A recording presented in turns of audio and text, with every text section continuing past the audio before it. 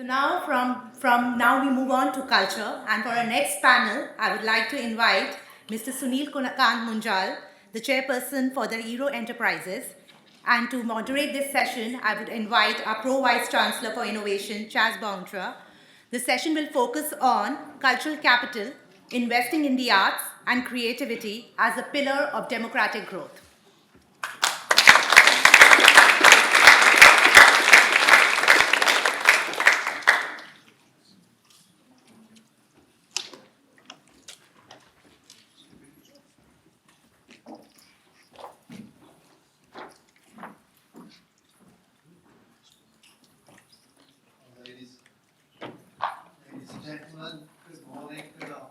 Still morning. So we've got 30 minutes. I'm going to ask just 2 or 3 questions, and then I'd like to open it up to the audience. So please get your questions ready. Sunil, this is an absolute delight. I mean, when I read Sunil's bio, I thought to myself, my God, I struggle to do one job. He seems to do 50. I don't know how you do it. You obviously don't sleep. Tell us a little bit about yourself and what keeps you awake at night, or maybe nothing keeps you awake at night. So, thank you, Jaz. Thank you for doing this. I want to say a big thank you to Sid for putting this together. I think this is a wonderful idea to bring a bunch of Indians at one place and talk about what's going on and what's not. And to your question, I think there are 2 things. One is probably genetic, and second is that I just have a naturally curious mind. I like to learn about things, I like to meet people, I like to travel, and I find that's in some sense my best education, is meeting with new people, getting new ideas, talking about what works, and if something is not working, to continue to push until it actually does. And I've also found that we as a family have been very fortunate. My parents' generation were the one which saw the independence and the partition of India. And our family was one of the millions whose home became a foreign country overnight. So they left with just the shirts on their backs and migrated, which sadly was the bloodiest migration the world has ever seen.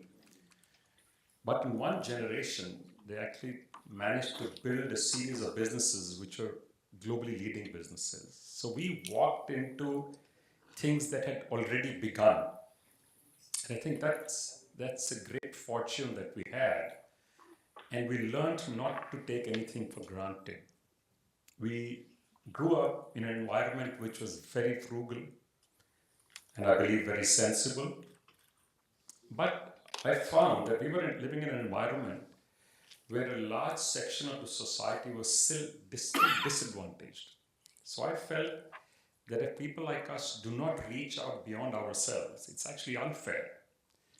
So I got interested and involved in education. So we run a large number of schools. We have some 30,000 kids studying in our high schools.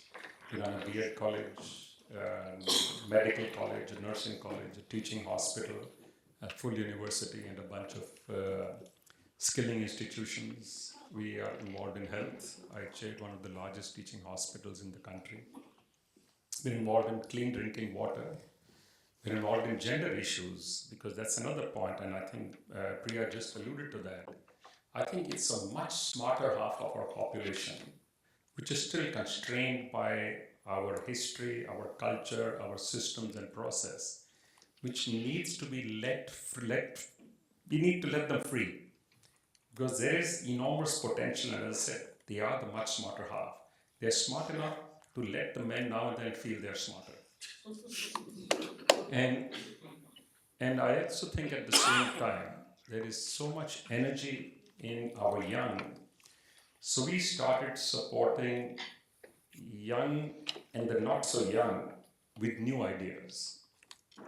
It subsequently turned into a policy of Startup India, Stand Up India. We got a whole bunch of policies around it.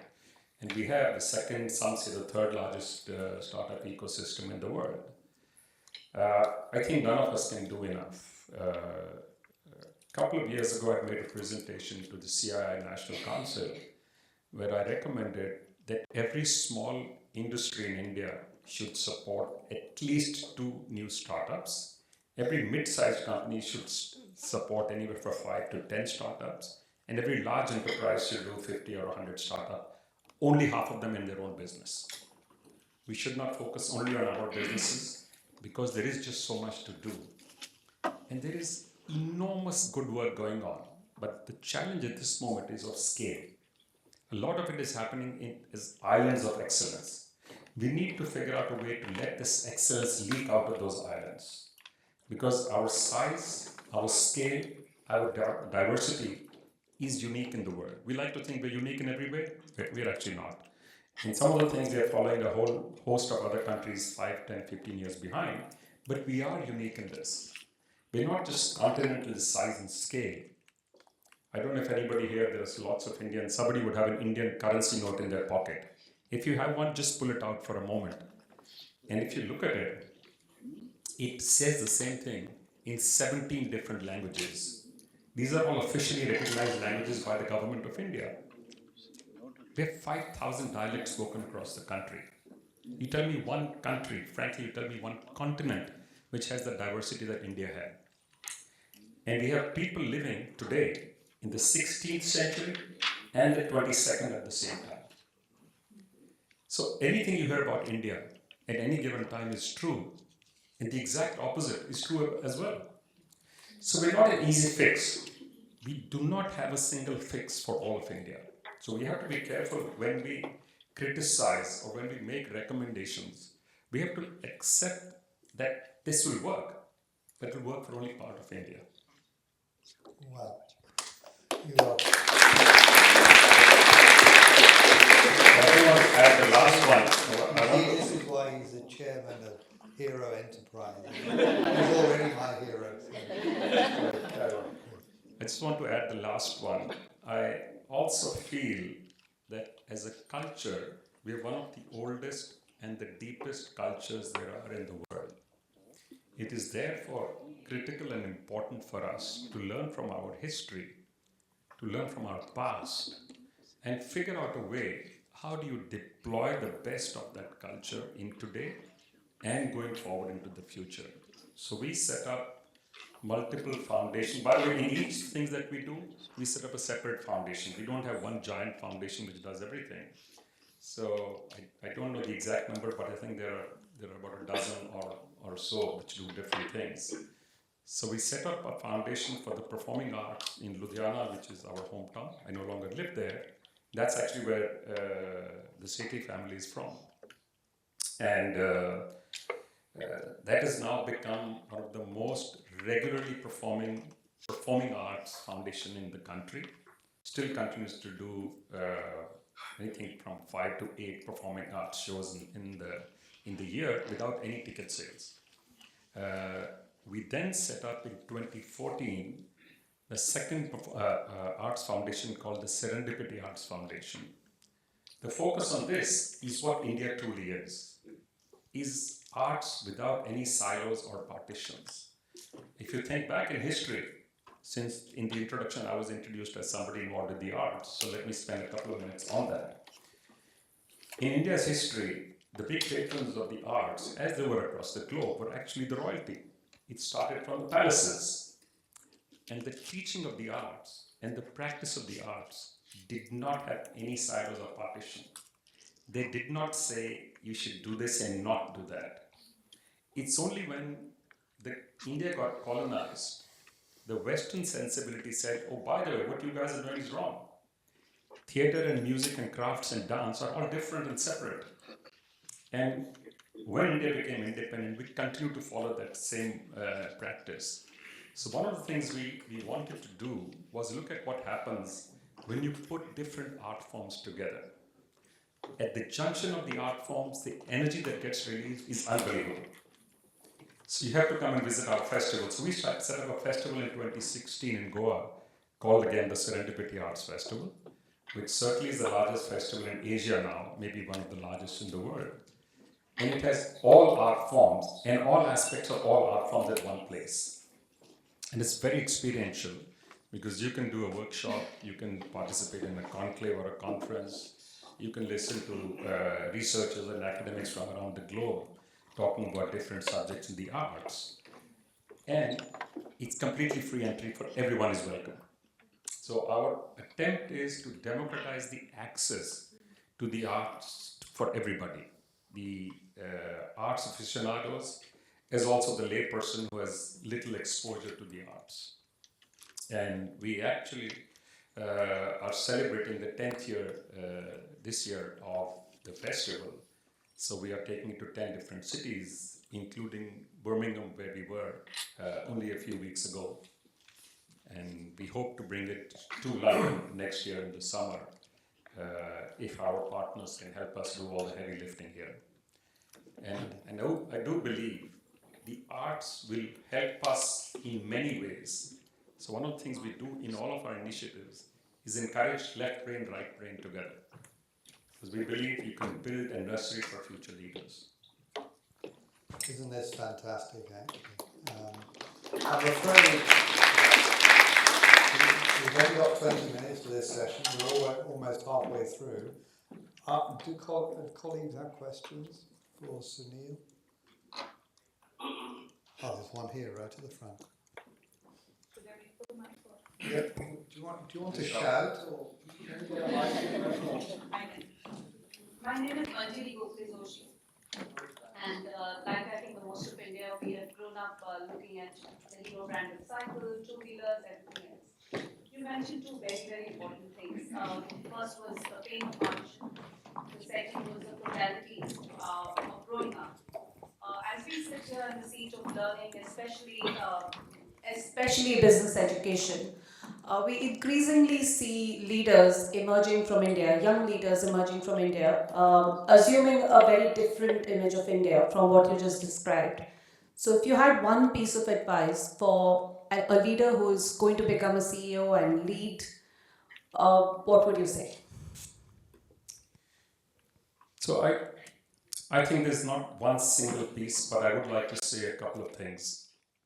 One thing is important is the world is our playground right now. So I think scale is critical for anything that we do that is new.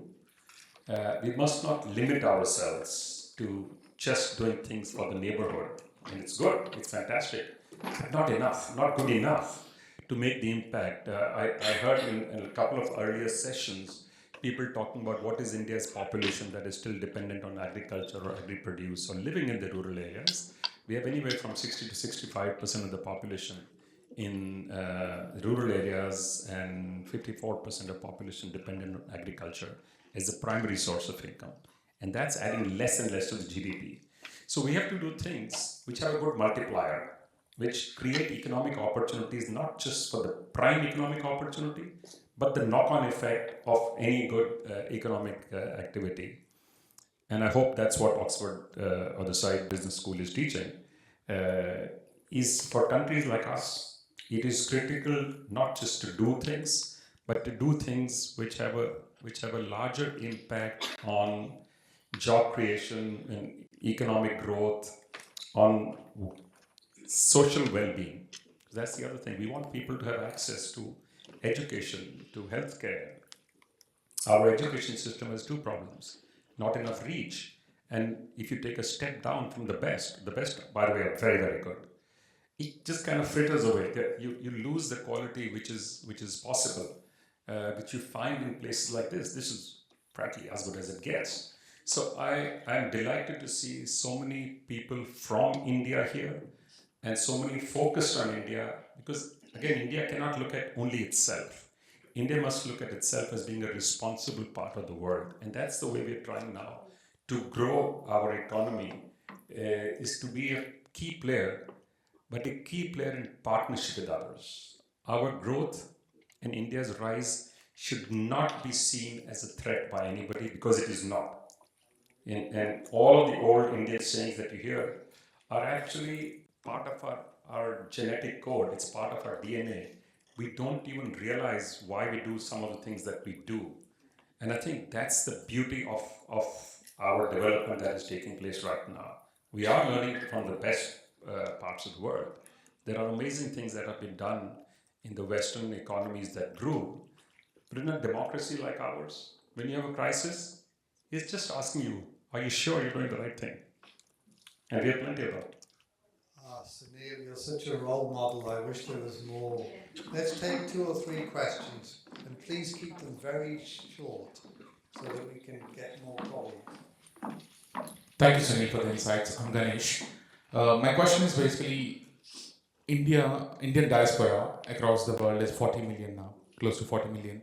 And 2024 alone, the remittances from diaspora to India is 100 billion USD.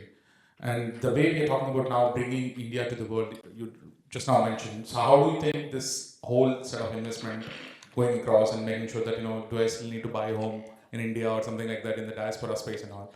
Or bringing that culture back there and looking at it as a global world, like Vasudhaiva Kutumbakam, we call it as, right? I mean, the way we brought yoga to the world, Okay. are we trying to bring more into the world as well? Sunil, let's park that one. Let's take a couple more questions, please. Please keep them short. Thank you, Sunil, for being here. My name is Kabir.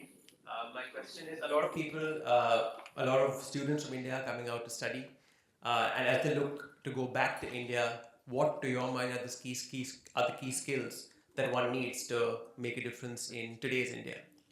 Fantastic. Let's take a couple more. Just over there. Hello, Mr. Sunil. I have a question regarding education. I have personal experience in semi-rural areas or rural areas. In the kind of education from primary to secondary and higher education, children the students are not keen on learning. They do not want to learn, and even if we go with the perspective of teachers, they're just commercial. They just need salaries. They're not willing to actually teach. They basically focus on completing the syllabus, just that, and there's no actual teaching. So how can India overcome that? Got it. Okay. Got it. Can I Okay. just Next, chat? please. That young lady next to you. That's Okay. it. Hello, sir. I have a question. You have seen India rise from an industrial age into a digital one. What a value or lesson from old India that today's youth should not forget? Okay, thank you. 4 questions for you, Sunil. All right. So, incidentally, today is the Yoga Day. It is the International Yoga Day. So, we are already giving a lot to the world. This is called the Indian summer, incidentally, the temperature that you have here right now. At one time, we used to call this the brain drain. Young Indians going out to study and staying out. After a while, we got a bit smart about this. We said we're being stupid. Let's just call it our brain bank sitting outside all over the world. Because it actually started contributing, and I'm not talking only about the remittances. I'm talking of bringing ideas, connections, contributing to the transformation of growth in India that has taken place in the last 30 or 40 years, more particularly in the last decade and a half, when we've accelerated the pace of this transformation. So that transformation, Kabir, has created the opportunities in India for people who want to come back to India post-education, research, occupation, in all kinds of professions. I remember when I finished school, the percentage of class from IIT Delhi that went overseas was 73%. Last year, interestingly, it was 23%. That should tell us something. So, if you see the growth, Priya just mentioned about India as being the largest, the fastest growing large economy in the world. It is. Why we've not fixed all our problems, and there are plenty of them. The interesting thing is we're looking at them as our opportunities now. As we get in and we're saying there is too much red tape here, let's figure out a way to fix this. We are not working well in transportation or logistics. Let's go and build the best highways in the world, and we are building them, by the way. We are building highways at a faster pace than has ever been done on the planet right now.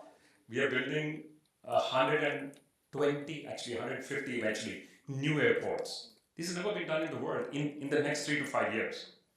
So there is just so much going on, but there is a lot more to do because if you break India down by its population, we have 45 million Indians who will have the same standard as the top of Europe. They're very global citizens.